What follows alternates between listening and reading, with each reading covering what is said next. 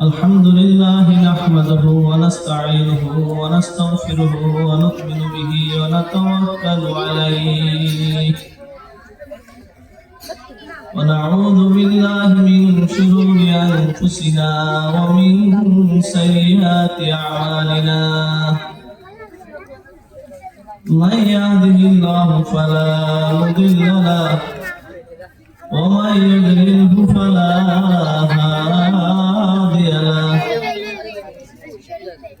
ونشهد أن لا إله إلا الله وحده لا شريك له ونشهد أن سيدنا ومولانا محمدا عبده ورسوله أرسله بالحق بشيرا ونذيرا وداعيا إلى الله بإذنه سراجا وقمرا منيرا أعوذ بالله من الشيطان الرجيم بسم الله الرحمن الرحيم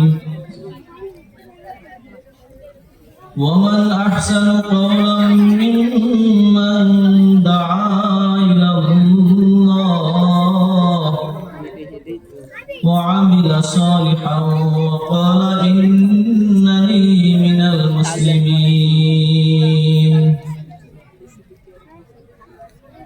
وقال رسول الله صلى الله عليه وسلم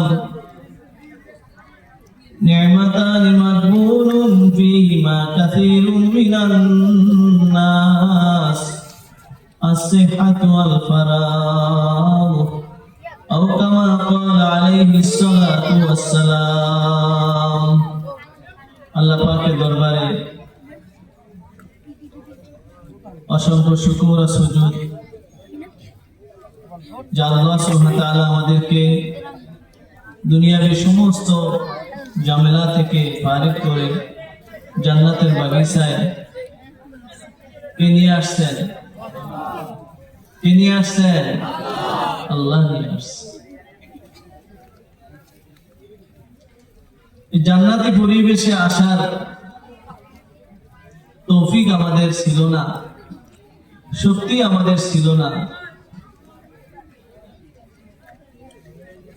আল্লাহ সুবহানাহু ওয়া তাআলা জনাবে রাসূলুল্লাহ সাল্লাল্লাহু আলাইহি ওয়াসাল্লাম হাদিসের ভিতরে ফরমান, قال رسول الله صلى الله عليه وسلم من يريد الله به خيرا يفقهه في الدين।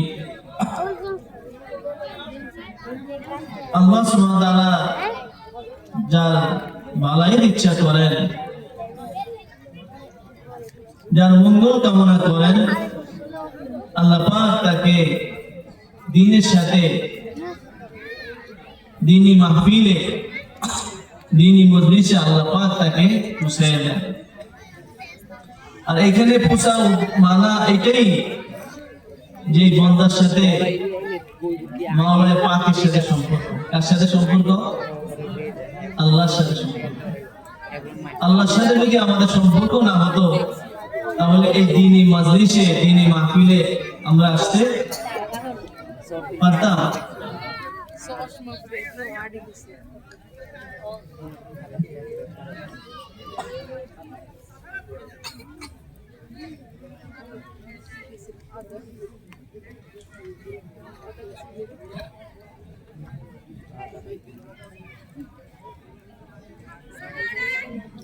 এই জন্য শুকরিয়া কার আদায় করতে হবে? আমাদের খালেক, আমাদের বানানোওয়ালাকে। এই সারা পৃথিবীকে কে বানাইছেন?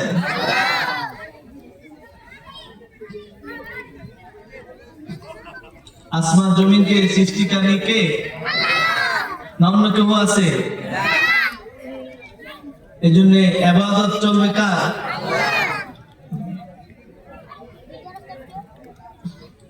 আল্লাহ সুবহানাহু ওয়া তাআলা আমাদেরকে সৃষ্টি করেছেন এবং আমাদের সৃষ্টি করার মাকসাদ উদ্দেশ্য কোরআনে কারিমে আল্লাহ বলে দিয়েছেন কি দেন নাই?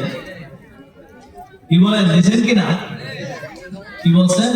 ওমা খালাকুল জিন্না ওয়াল ইনসা ইল্লা লিয়াবুদুন। যে আমি জিন জাতিকে আর মানুষকে আমি আল্লাহ তাআলা সৃষ্টি করছি। কে সৃষ্টি করছে? কেন? আলিয়াবুদুন। ওলামায়ে কেরাম বলেন আলিয়াবুদুন কিসের জন্য? ইবাদত বন্দেগী করার জন্য। কিসের জন্য? আলিয়াবুদুন আল্লাহ তাআলার পরিচয় অর্জন করা, আল্লাহ তাআলাকে চিনা। আমরা তো আল্লাহর হুকুম থেকে এই জন্য দূরে, ওই মাওলাকে আমি চিনতে পারি নাই।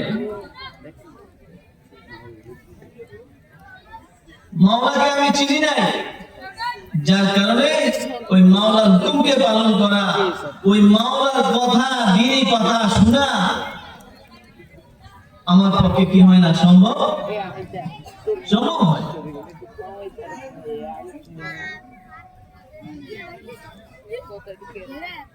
এই জন্য আল্লাহ সুবহানাহু ওয়া তাআলা আমাদেরকে হেদায়েতের মতো দৌলত দান করছেন। হেদায়েতের মালিক কে? ও ভাই, হেদায়েতের মালিক কে?